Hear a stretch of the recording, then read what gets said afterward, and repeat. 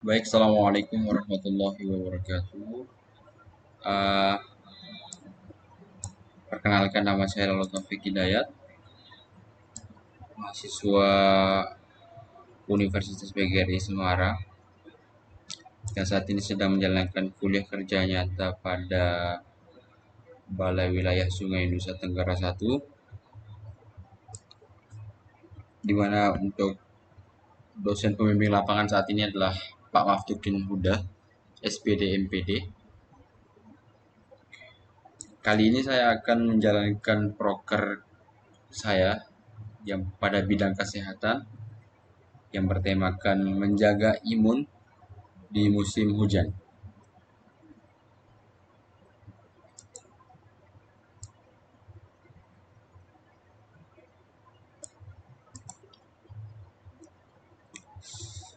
Pada musim penghujan sering terjadi di mana musim penghujan di Indonesia memiliki intensitas yang cukup tinggi dan merata hampir seluruh di daerah Indonesia. Kemudian suhu udara terjadi perubahan terlebih ketika pergantian dari musim kemarau ke musim penghujan. Akibat dari perubahan suhu itu menyebabkan pada tubuh sehingga kita dapat rentan terserang oleh penyakit. Penyakit yang timbul saat musim penghujan itu datang itu adalah salah salah satunya adalah influenza dan demam berdarah. Influenza itu disebabkan oleh menyebarnya melalui udara dan juga tetesan dan juga percikan air liur. Kemudian influenza adalah penyakit yang disebabkan oleh infeksi paru virus yang menyerang hidung, tenggorokan, dan paru-paru. Kondisi ini sangat umum pada saat musim pancaroba, di mana musim penghujan datang saat ini. Penyakit ini juga sangat mudah menular, di mana gejala-gejalanya adalah seperti demam, sakit kepala, batuk-batuk, pegal, dan serta sakit tenggorokan. Faktor resiko flu, uh, flu menyerang semua orang, tetapi cukup rentan orang-orang terserang virus influenza, contohnya orang yang memiliki sistem imun yang lemah, kemudian orang yang saat ini sedang hamil, kemudian ada balita dan lansia, dan yang mengidap kondisi medis tertentu seperti diabetes, jantung, ataupun obesitas. Kemudian pencegahan flu itu dapat dilakukan dengan vaksin. Itu pertama bisa juga dengan rajin mencuci tangan dengan air dan sabun minimal selama 20 detik agar bersih. Jika tidak tersedia sabun maka dapat menggunakan hand sanitizer dan juga yang berbahan dasar alkohol. Kemudian hindari tangan yang sudah kotor tadi menyentuh mulut, hidung ataupun bagian wajah. Dan kemudian membersihkan setiap benda yang sering bersentuhan dengan benda lain mungkin di sekitar kita sehingga dibersihkan dengan cairan disinfektan.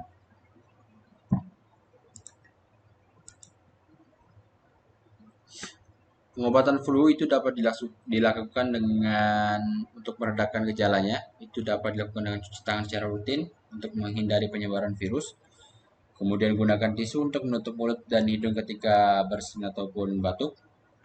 Kemudian pastikan tubuh tetap mengonsumsi banyak cairan seperti air putih, jus, ataupun yang hangat-hangat. Kemudian untuk penyakit yang dapat disebabkan kedua yaitu DBD. Penyakit ini menular melalui gigitan nyamuk yaitu Aedes aegypti. Kemudian demam berdarah adalah penyakit yang menular melalui nyamuk di daerah tropis ataupun subtropis. Yang gejala umumnya adalah seperti demam tinggi dan gejala seperti flu biasa. Sedangkan pada DBD yang parah itu dapat menyebabkan pendarahan secara serius dan penurunan tekanan darah secara tiba-tiba. Gejala-gejala yang dapat disebabkan oleh DBD itu antara lain seperti sakit kepala, mual muntah, kelenjar bengkak, ruam, dan nyeri sendi. Faktor resiko DBD, DBD memiliki resiko yang besar dengan gejala yang lebih parah jika tinggal atau berpergian di daerah tropis, sebab berada di daerah tropis dan subtropis meningkatkan risiko terkena virus penyebab penyakit ini. Kemudian pernah mengidap DBD di masa lalu, infeksi sebelumnya dengan virus demam berdarah bisa meningkatkan risiko gejala parah jika terkena demam berdarah lagi. Kemudian untuk pencegahan DBD, di mana ada fogging, di gambar ini ada fogging untuk pengasapan membunuh nyamuk. Jika kita tinggal atau berpergian ke daerah yang sering terkena penyakit, berikut adalah tips membantu mengurangi risiko gigitan nyamuk. Yang pertama, menggunakan AC atau lampu, kemudian kenakan pakaian pelindung, dan juga gunakan obat nyamuk untuk mencegah gigitan nyamuk tersebut. Kemudian kita untuk pengobatan DBD, pengobatan DBD itu untuk mengatasi gejalanya tidak ada pengobatan yang secara khusus. Kemudian saat pulih itu kita harus dibanyakan mengonsumsi cairan seperti acetaminophen dapat membantu mengurangi nyeri otot atau demam. Nah, jika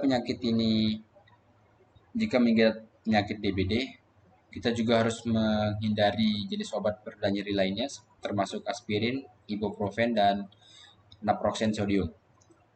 Jika mengalami demam berdarah yang parah, kita memerlukan pertama penggantian cairan elektrolit intravena dengan perawatan di rumah sakit oleh dokter, kemudian pemantauan tekanan darah.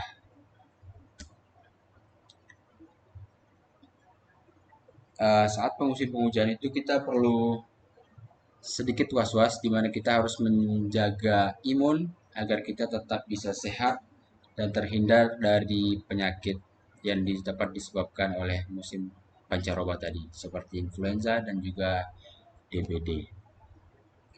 Mungkin sekian pemaparan dari saya tentang musim pancaroba. Mungkin ada yang ingin bertanya.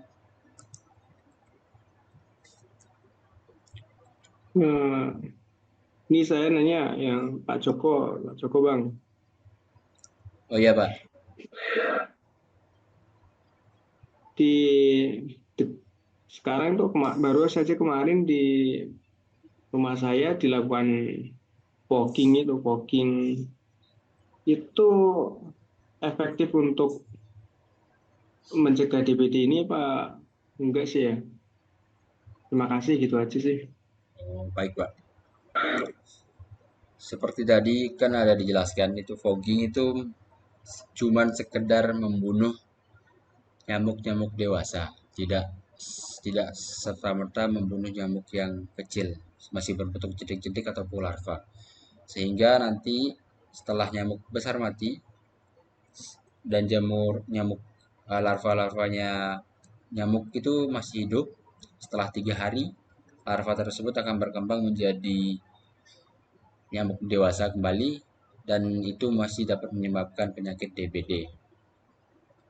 Sehingga cara paling efektif adalah setelah kita melakukan fogging, kita juga harus melakukan tindakan-tindakan lain yang dapat membunuh larva-larva tersebut seperti menguras air yang terkena dan juga tetap menutup uh, tetap menutup bak air dengan tutupan agar tidak dapat nyamuk itu berkembang biak secara banyak.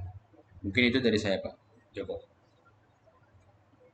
Malah gitu, Matesan kemarin setelah seminggu nyamuk masih banyak lagi tuh. Itu ya, oke, makasih Bang. Sama-sama Pak. Yang lain apakah ada yang ingin bertanya?